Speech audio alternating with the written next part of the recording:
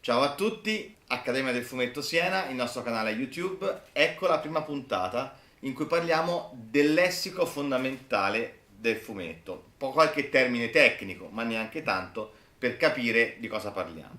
Allora, il fumetto è diviso in pagine quando è stampato. Quando sono in lavorazione si chiamano tavole. La tavola è divisa in strisce. Le strisce sono l'elemento fondamentale della tavola.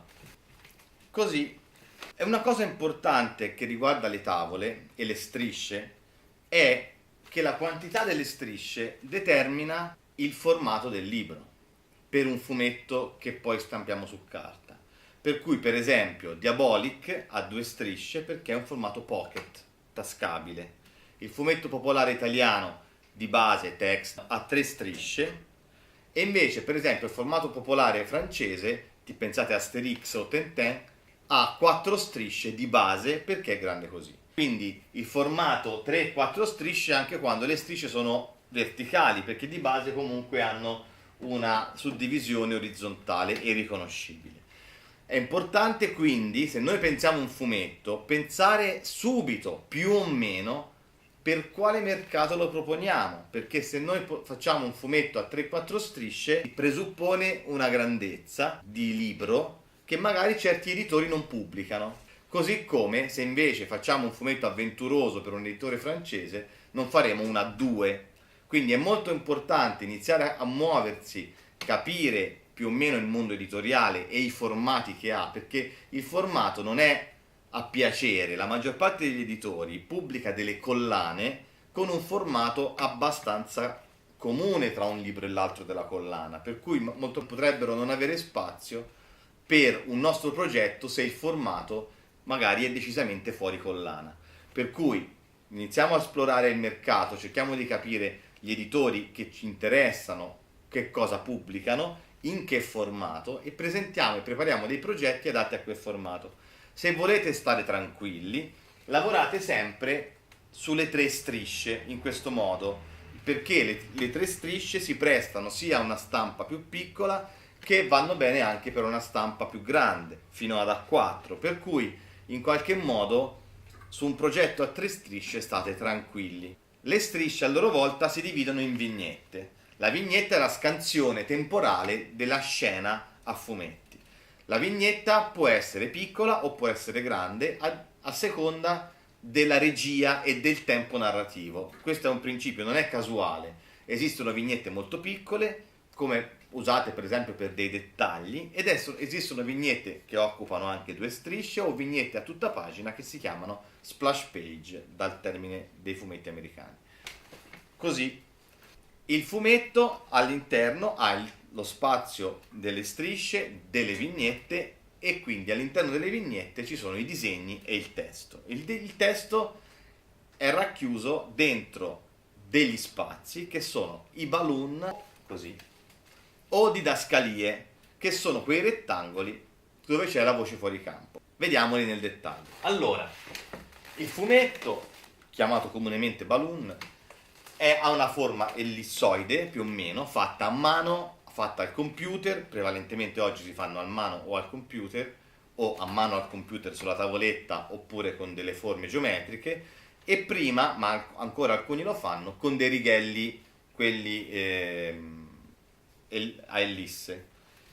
Il balloon poi ha una gambetta, un baffo, che indica la direzione da cui viene la voce. Quindi è sempre importante metterlo o di lato o davanti al personaggio che parla e non magari dietro, perché dietro va a finire nella nuca e non va bene.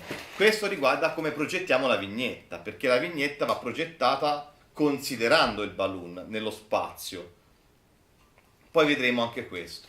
Comunque, il testo del balloon ha sempre bisogno di un ampio spazio intorno, deve essere arioso. Per cui se abbiamo molto testo facciamo un balloon più grande, oppure, meglio ancora, evitiamo di mettere troppo testo all'interno di una vignetta. Usate come regola di base, a cui potete anche contravvenire eccezionalmente, però di base mettete una frase per ogni balloon, massimo 2, un periodo, fino al punto. Per cui un personaggio parla un balloon, un personaggio risponde un altro balloon e poi la conversazione si sposta su un'altra vignetta.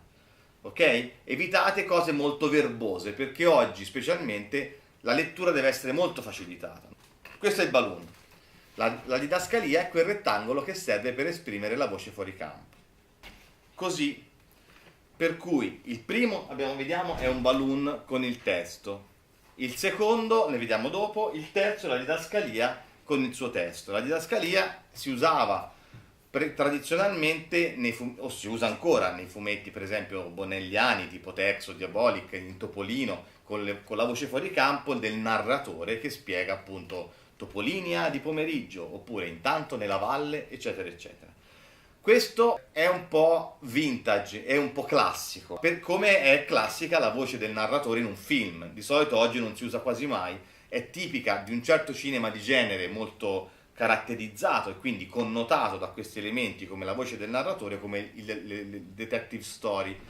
Quindi non usatela a meno che non facciate un fumetto classico o non vogliate esprimere una caratteristica di genere molto marcata, appunto come una voce fuori campo. In alternativa potete usare il balloon tondo per la voce fuori campo, cioè è più caldo e più personale usare il balloon perché richiama la voce del personaggio anziché la didascalia che richiama a un narratore esterno. Il testo, come abbiamo detto, va sempre molto arioso, deve costituire un'unità grafica ben determinata, ben marcata, per cui l'interlinea deve essere meno possibile, le righe devono essere molto schiacciate tra di loro e lo spazio intorno deve essere molto arioso. Il testo dei balloon tondi va sempre centrato, deve avere un andamento dal piccolo, medio, grande, medio, piccolo, quindi deve ricreare a sua volta un cerchio nel cerchio. Invece nella didascalia il testo va orientato a sinistra o a destra se la didascalia è messa a destra o a sinistra se la didascalia è messa a sinistra, per cui con qui allineati e qui no. Quindi abbiamo parlato di lessico fondamentale, per cui tavola, pagina, strisce, vignette, balloon, didascalie e formattazione del testo.